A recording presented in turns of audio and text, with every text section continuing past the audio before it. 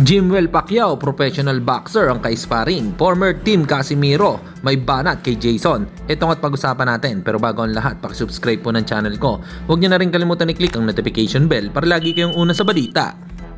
Pag-usapan nga po natin mga kaboxing, matindi talaga ang Thai boxer na si Tanong Sak Sims 3 dahil dalawang Pinoy prospect natin ay tinalo nito.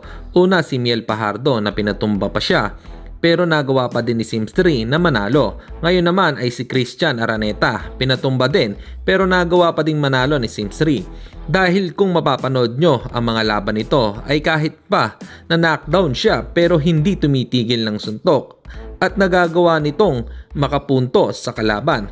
Kaya walang duda na mananalo talaga ito kasi hindi siya focus sa knockout kundi manalo sa laban. Bounce back, Christian Araneta.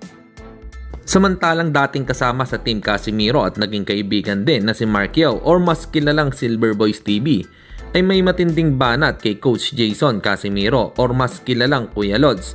Ayon kay Silver Boys TV ay sinabi nito na seryoso, ginagawa mo talagang katawa-tawa ang kapatid mo, Jason. Kawawa ang kapatid mo dahil sa'yo malaki pa sana ang maaabot niya kung hindi ka ng gulo.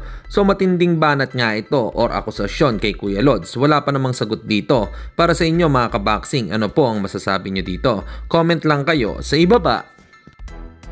At sa kabilang balita naman tayo mga kaboxing, anak ni boxing legend Manny Pacquiao na si Jimwell Pacquiao na alam naman natin na magiging undercard ito sa bakbakang Manny Pacquiao at Mario Barrios ay nag-umpisa na nga po itong makipag-sparring sa isang professional boxer sa Wildcard Gym, preparation for his anticipated professional boxing debut. Kaya isa din ito si Pacboy sa inaabangan ng lahat dahil totoong laban na ang haharapin nito kung ang galaw ba nito ay makokopya niya sa kanyang ama. Para sa inyo mga kaboxing, ano pong masasabi nyo dito? Comment lang kayo sa ibaba. Hanggang dito na lang muna ang ating balita. Dito na lang ang aking boxing news report. Babu!